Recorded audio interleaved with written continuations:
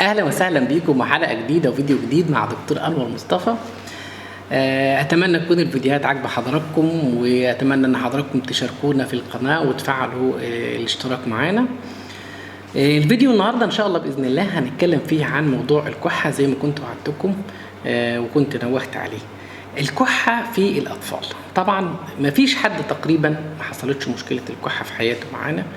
مفيش حد منا ما جالوش كحه، مفيش حد منا عنده طفل وما حصلش عنده مشكله الكحه دي.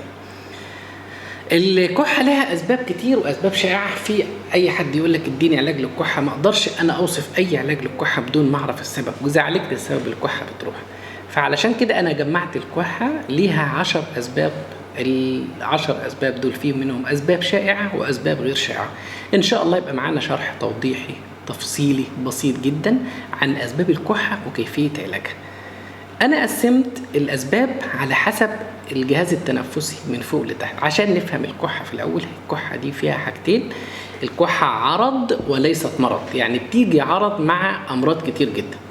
دي رقم واحد. رقم 2، الكحه انعكاس ربنا سبحانه وتعالى حطه لنا في جسمنا علشان يحمينا ويقينا من اي مشكله تحصل في الجهاز التنفسي، سواء كانت المشكله دي دخول جسم غريب في الجسم، سواء كان الجسم ده ميكروب او سواء كان فيروس او بكتيريا وهكذا. حتى استنشاء الاطرباء غير مسموح ان الجهاز التنفسي يبقى فيه اي مشكله. الجهاز التنفسي علشان نفهم الكحه بتحصل ازاي لازم نفهم اساسا ايه التركيب بتاعه. بيبدا الجهاز التنفسي عندنا من الانف والجيوب الانفيه، من الانف والجيوب الانفيه، ودي هيبقى فيها سببين، ايه هما؟ نزله البرد وحساسيه الانف والجيوب الانفيه. ينزل الجهاز التنفسي عندنا في الحنجره، ودي هيبقى ليها سبب من اسباب الكحه اللي هو المعروف بالتهاب الحنجره. بعد كده الجهاز التنفسي ينزل معانا القصبة الهوائية. القصبة الهوائية برضو بيحصل فيها التهاب وبنسميه التهاب القصبة الهوائية. بعد كده الشعب الهوائية، والشعب دي بتتفرع شعب يمين وشمال، وبعد كده بتخش تتفرع جوه الرئة. وفي التهاب بيحصل في الشعب بنسميه التهاب في الشعب الهوائية. الشعب تبدأ تقل في الحجم تدريجيا لحد ما تصل لآخر حاجة في الحجم، أصغر حاجة المنطقة الصغيرة من الشعب بنسميها شعيبات، ودي بيحصل فيها التهاب في الشعيبات الهوائية، وبيحصل فيها مشكلة مزمنة اللي احنا بنسميها حساسية الصدر. آخر حاجة عندنا ايه؟ الحويصلات الهوائية، ودي كده يبقى معانا الجهاز التنفسي من فوق لحد تحت. أسباب الكحة نقولهم من فوق لتحت. الأنف بيحصل فيه مشكلتين، الحنجرة بيحصل فيها مشكلة، القصبة الهوائية التهاب فيها، التهاب في الشعب الهوائية، بعد كده التهاب الشعيبات الهوائية وحساسية الصدر. دي الأسباب الشائعة للكحة. في عندنا اسباب تانية غير شائعه للكحه، زي ايه؟ زي ارتجاع المريء بيبقى قدام القصبه الهوائيه هنا على طول. لو حصل ارتجاع من المريء بيخش الحمض مباشر على القصبه الهوائيه ويبدا يعمل لي الكحه.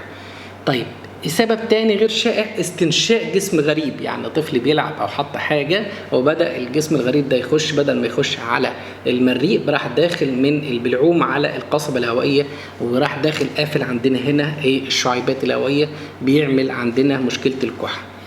طيب في سبب ثالث غير شائع في اللي هي حساسيه اللبن، ودي بنعدها جزء زي حساسيه الصدر، بتبقى جزئيه من اعراض حساسيه اللبن، وجود الكحه او وجود الحساسيه الصدريه معاها. في سبب برضو غير شائع، ارتشاح الرئه، اللي هو بيحصل عندنا ارتشاح في الرئه، وده غالبا بيكون مصاحب مشكله في القلب ذات نفسه، ودي بنتوقعها لما يكون الطفل عندي بيعاني من مشكله في القلب. يبقى دي اسباب الكحه. طيب انا هتكلم عن ايه النهارده؟ هنتكلم عن الاسباب اللي في الكحه بسبب الجهاز التنفسي العلوي. السبب اللي حاصل فين؟ عندنا في الانف. اول حاجه نزله البرد، وده السبب واكتر سبب بيحصل منه الكحه.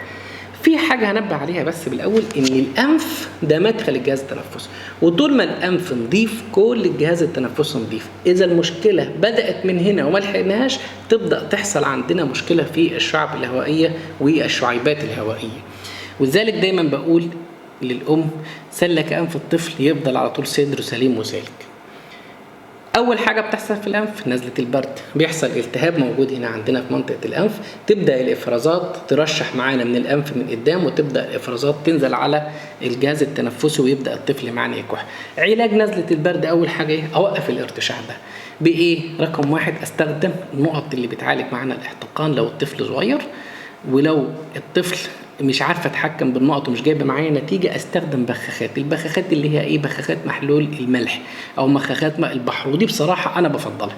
ليه؟ رائعه ونتائجها اكتر من هايله، ولما بنلحق المشكله هنا ما بيحصلش عندي مشاكل في الجهاز التنفسي. دي رقم واحد. رقم اتنين بنستخدم مضادات الحساسيه وبتتحسب على حسب العمر والسن، وممكن نبداها من بعد سن 6 شهور. المضادات الحساسيه بتستخدمها بتقلل لي الارتشاح وبتقلل لي الحكه اللي تبقى موجوده مع نزلات البرد، وبتقلل لي الاحتقان اللي موجود في الانف والجيوب الانفيه. رقم 3 لو الطفل سخن بدخل معاه خافض حراره. رقم 4 لو الطفل بدأت الارتشاح دي يبقى ملون والسخونة بدأت تبقى شديدة، يبقى أنا كده محتاج مضاد حيوي. في الحالة دي أكتب مضاد حيوي أو أخد مضاد حيوي للطفل، يبقى أنا كده عالجت نزلة البرد ولحقت الموضوع في الأول. ده السبب الأول الخاص بالأنف اللي بيعمل لك كحة اللي هي نزلة البرد. علاجها إيه؟ 4 حاجات على السريع. أسلك الأنف سواء استخدمت نقط أو استخدمت بخاخات.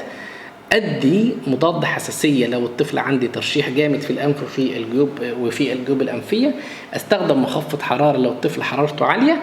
استخدم مضاد حيوي لو الطفل حرارته عاليه وبادئ معاها افرازات وبتكون ملونه. طيب رقم 2 او السبب الثاني اللي موجود في الانف عندي ايه؟ حساسيه الانف. حساسيه الانف دي هنقسمها لحاجتين: فتره التعب وفتره الوقايه. لو لحقت الطفل من حساسيه الانف ما يحصلش عندي مشكله ابدا في الجهاز التنفسي، ولو ما لحقتهاش على طول بيحصل عندي مشاكل في الجهاز التنفسي. حساسيه الانف دي بنشخصها ازاي؟ الطفل عنده ارتشاح عمال على بطال. يعني ايه؟ شغال على طول، الانف ده سايل، ممكن يقعد شهر، ممكن يقعد شهرين، ممكن اطفال امهات بتقول لي يا دكتور ده طول السنه ما يبطلش ارتشاح، ده على طول حساسيه انف. طيب اعالج حساسيه الانف ازاي؟ اول حاجه لازم الانف ده يبقى نظيف على طول باستمرار. لو الطفل معدي سنه ابدا استخدم بخاخات الكورتيزون. استخدم بخاخات الكورتيزون ودي موجوده في السوق المصري كتير، سواء حاجه اسمها نازوكورت او نازونكس او افاميس وهكذا. في بخاخات كتيرة ومتنوعة وآمنة من سن 2 سنين، وممكن نديها من بعد السنة الأولى من العمر بدون ما تسبب لأي مشكلة. يا دكتور بتقول بخاخات كورتيزون ده تأثيراتها وآثارها الجانبية كتيرة؟ أبدا. آثار الجانبية لبخاخات الكورتيزون أو اللي احنا بنخاف منها إن الكورتيزون ده يمتص في الجسم كمية قليلة لا تكاد تذكر. يعني عايز أقول لحضرتك لو قعدت تستخدم البخاخ لفترة زمنية تتجاوز 6 شهور باستمرار بتديها كل يوم، ما تكافئش قد معلقة 5 مللي من دواء زي الفينادون اللي حضرتكم أو الأبيدون اللي انتوا بتجيبوهم من الصيدلية كده بيتاخد والطفل بتروح تدي منه على طول. وتيجي عند كلمة بخاخة نبدأ نخاف ونترعب والطفل هيتعود عليها. ما فيهاش تعود خالص. لو قدرنا نتحكم في حساسية الأنف باستخدام البخاخ، ولو الطفل عنده احتقان جامد في الأنف أبدأ أدي معاها مضادات الحساسية، ودي تنفع من سن 6 شهور وطالع.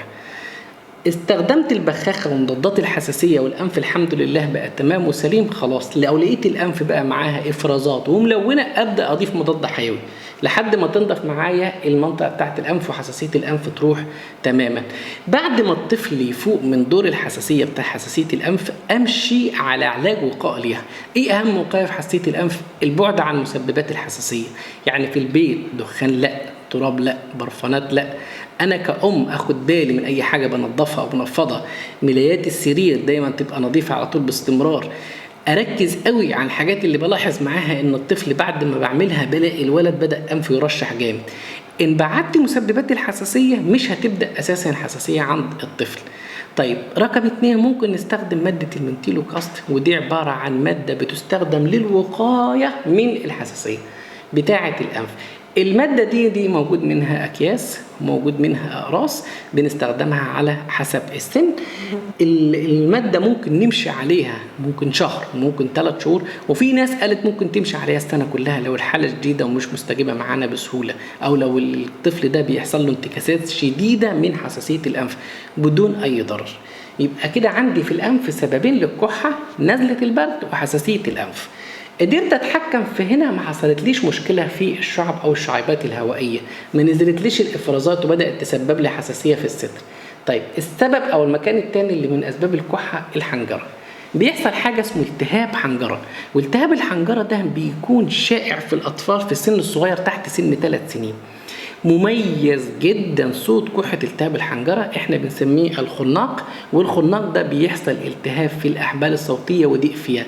بيحصل حاجة اسمها بالعربي كده خناق، بالانجلش بنسميه كروب. ايه اللي بيحصل؟ منطقة الحنجرة هنا بيحصل فيها التهاب، المنطقة دي فيها الأحبال الصوتية بتضيق، الطفل بياخد نفسه أثناء الكحة يبدأ يطلعه يعمل صوت زي النباح، كحة بنباح مميز صوتها جدا. أنا بعرف الطفل قبل ما أكشف عليه، أول على طول ده التهاب على طول في الحنجرة، صوت مميز طفل أثناء الكحة بيحصل معنا الصوت المميز ده.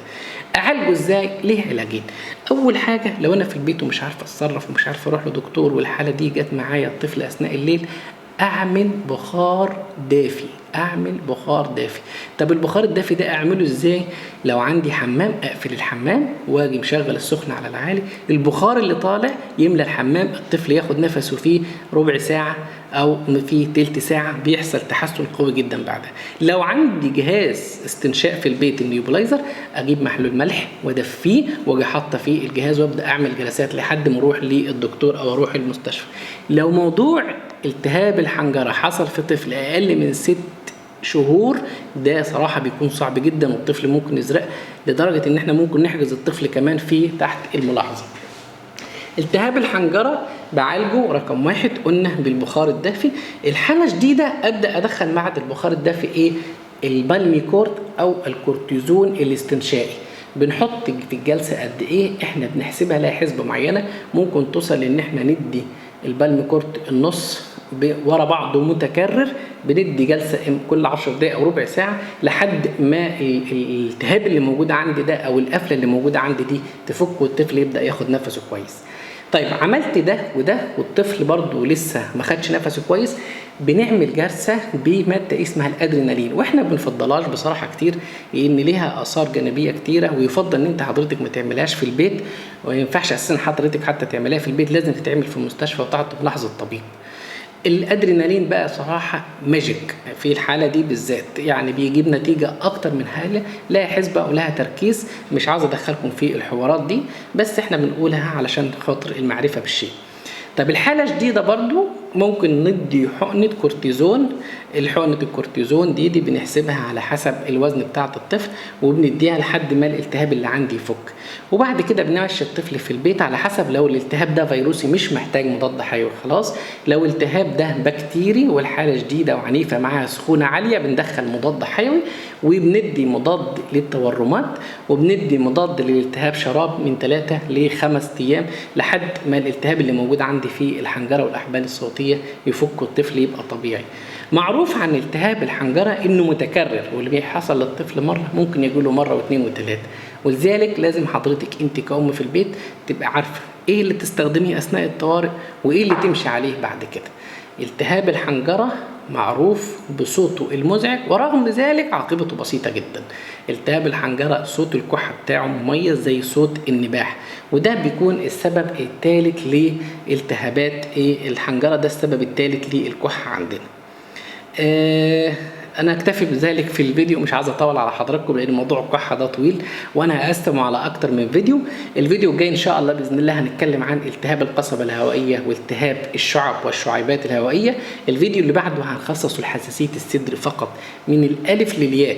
بعد كده الفيديو الرابع هخليه للاسباب غير الشائعه للكحه، الاسباب غير الشائعه للكحه. اتمنى تكون الفيديوهات عجبتكم، اتمنى ان حضراتكم تكتبوا لي في التعليقات لو عاوزين نتكلم في اي حاجه او عاوزين شرح تفصيلي او توضيح اكتر من كده. اراكم ان شاء الله باذن الله في فيديو جديد، ومع تحياتي لكم دكتور انور مصطفى.